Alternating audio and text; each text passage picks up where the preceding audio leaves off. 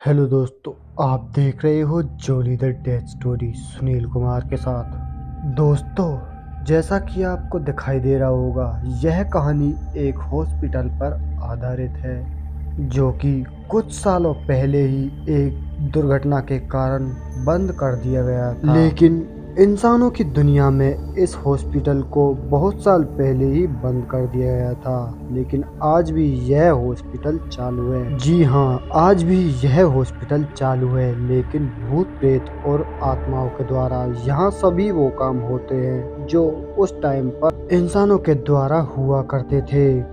तो दोस्तों, आज इसी हॉस्पिटल की रहस्यमयी कहानी हम आज आपको सुनाने वाले हैं कि कैसे एक इतना बड़ा हॉस्पिटल एक खंडर में तब्दील हो गया। लेकिन उससे पहले अगर आपने हमारे चैनल को अभी तक सब्सक्राइब नहीं किया है तो सब्सक्राइब कर ले और साथ ही साथ बेल आइकन भी दबा ताकि हमारे वीडियो की नोटिफिकेशन आपको जल्द मिले। तो चलो बढ़ते हैं आज की कहानी की ओर।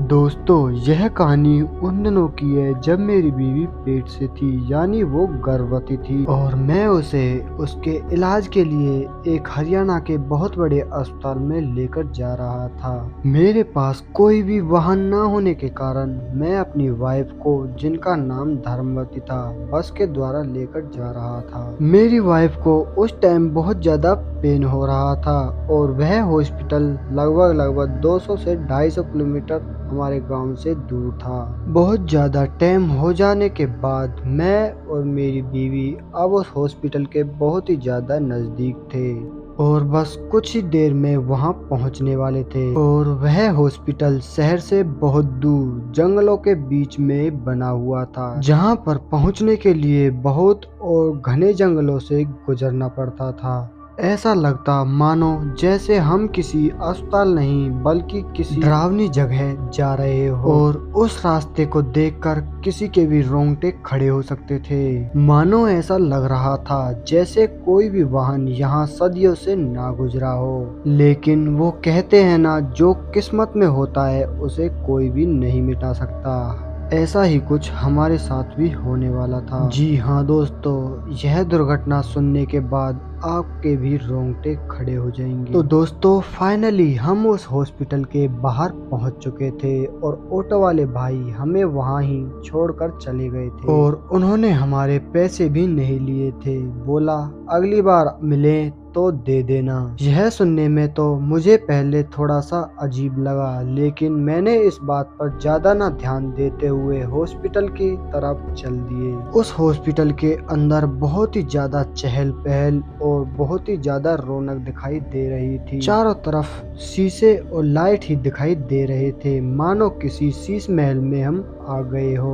तभी वहां पर खड़ी एक लेडीज कंपाउंडर को मैंने अपने पास बुलाया और उनसे बोला मेरी बीवी का इलाज करना है, इन्हें बहुत ज्यादा पेन हो रहा है, डॉक्टर साहब को जल्दी बुलाओ और इनका जल्द से जल्द इलाज कराओ। इतना सब सुनकर वह नर्स वहां से चली गई और बड़े डॉक्टर को मेरे पास ले आई। जैसे ही उन्होंने मेरी वाइफ की परेशानियां चेक की तो वो तुरंत मेरे पास आकर मुझसे बोले इनकी अभी डिलीवरी करनी पड़ेगी, वरना इनकी जान को भी खतरा हो सकता है। मैंने ज्यादा ना सोचते हुए डॉक्टर साहब को जवाब दिया कि जैसा आपको अच्छा लगे, बस मेरी बीवी को कुछ नहीं होना चाहिए। और तुरंत उन्होंने एक और नर्स को अपने पास बुलाया, जो कि देखने में मुझे कुछ ठीक नहीं लग रही थी। वह डॉक्टर उस नर्स से बोलता है व्हीलचेयर लाकर इस पेशेंट को ऑपरेशन रूम में लेकर चलो। इतना सब सुनते ही वह नर्स मेरी बीवी को एक डरावने से रूम में लेकर चली जाती है और वो लोग नीचे की तरफ गर्दन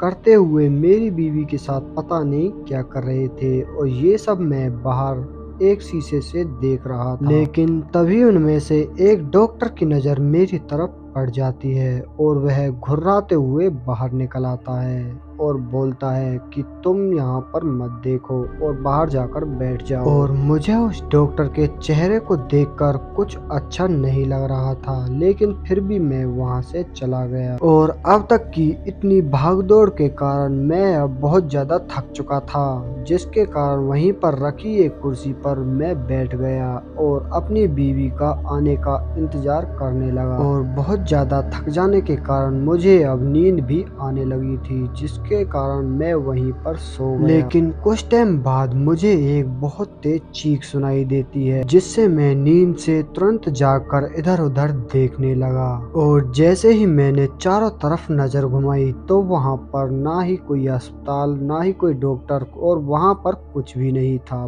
पूरी तरह से वह अस्पताल एक खंडर में बदला हुआ था, मानो यह सदियों से बंद पड़ा हो। और जैसे ही मैं उस रूम में गया जिस रूम में मेरी बीवी को ले जाया गया था, वहाँ पर जाकर मैंने देखा तो मैं भौचक्का रह गया और मेरी आंखें फटी की फटी ही रह गई, क्योंकि वहाँ पर कुछ भी नहीं था। सब कुछ इधर उधर बिखरा हुआ था और ऐसा लग रहा था जैसे मेरे साथ कोई मजाक कर रहा हो। उन सब को देखकर मेरी आंखों पर बिलीव नहीं हो रहा था कि एक ही पल में इतना सब कैसे बदल सकता है। ऐसा नहीं हो सकता, मुझे बिल्कुल भी यकीन नहीं हो रहा था। अब तक रात के 10 बज चुके थे और मैं बहुत ज्यादा डर चुका था और वहीं पर रोने भी लगा। लेकिन कैसे भी करके मुझे अपनी बीवी को ढूंढना है और मैं चारों तरफ अपनी बीवी को ढूंढने लगा। जिधर भी मैं जाऊं वह डरावना हॉस्पिटल मुझे खाने को दौड़ रहा था और मैं डर से बहुत ज्यादा कांप रहा था। लेकिन फिर भी मैं हिम्मत करते हुए चारों तरफ अपनी बीवी को देख रहा था, लेकिन वो मुझे कहीं भी दिखाई नहीं दे रही थी। चारों तरफ टूट फूट और बहुत पुरानी चीजें पड़ी हुई थी और अब वह हॉस्पिटल नहीं, मेरे लिए एक नर्क का दरवाजा बन चुका था, जिसे देखने के बाद किसी के भी प्राण निकल जाएं। और अब मैं अपनी बीवी को पाने की सारी उम्मीदें खो चुका था और ऐसा भी लग रहा था कि अब तुम्हारी जान भी नहीं बच सकती, और मैं जीने की सारी उम्मीदें अब तक खो चुका था। अब मैं बहुत ज्यादा डर जाने के कारण वहीं पास के एक कोने में ही बैठ गया और रोने लगा। रोते हुए मैं भगवान से बस यही प्रार्थना कर रहा था कि काश कोई मेरी यहाँ मदद करने के लिए आ जाए और मेरी जान बचा ले। मैं वहाँ बैठकर ये सब सोच ही रहा था कि तभी मुझे एक कमरे से बहुत तेज चीख सुनाई देती है और वह कमरा उस बिल्डिंग के सबसे ऊपर वाले फ्लोर पर था। और वहाँ जाना मुझे ऐसा लग रहा था कि अपनी मौत को बुलावा देना हो, क्योंकि उस फ्लोर में बिल्कुल अंधेरा छाया हुआ था और वह बहुत ही ज्यादा डरावना दिखाई दे रहा था। मेरी हिम्मत बिल्कुल भी नहीं कर रही थी वहां पर जाने के लिए। लेकिन तभी मुझे याद आया, क्या पता मेरी बीवी वहां पर हो। यह सोचते हुए मैं ऊपर चला गया और उस कमरे के बाहर जाकर खड़ा हो गया और यह सोचने लगा कि कैसे मैं इस कमरे के अंदर जाऊं, कहीं मुझे यह कमरा ना निगल ले। लेकिन जैसे तैसे करके मैं उस कमरे के अंदर ही चला गया। उस कमरे के अंदर बहुत ज्यादा अंधेरा था और तभी मुझे वहां पर किसी लड़की के होने का आभास हुआ, क्योंकि मुझे वहां पर एक परछाई दिखाई दे रही थी जो कि एक लड़की की थी और उसे देखकर मुझे थोड़ी शांति मिली। और मन ही मन में यह भी सोच रहा था, क्या पता यह मेरी बीवी ही ना हो। और मैं उसे आवाज देने लगा कि यहाँ खड़ी क्या कर रही हो, तुम्हें पता है मैं तुम्हें पिछली रात से देख रहा हूँ और तुम यहाँ पर खड़ी हो। चलो यहाँ से भाग चलते हैं, क्योंकि यह हॉस्पिटल बहुत ही ज्यादा खतरनाक है और पूरी तरह से भूत प्रेत और आत्माओं से भरा हुआ है। चलो यहाँ से भाग चलते हैं। और इतना कहते हुए जैसे ही मैं उसके पास गया, मेरा गला उसे देखकर सूख गया, मानो मेरे किसी ने प्राण निकाल लिए हो, क्योंकि वह भी एक आत्मा थी और मैं उसे देखकर वहीं पर बेहोश हो गया।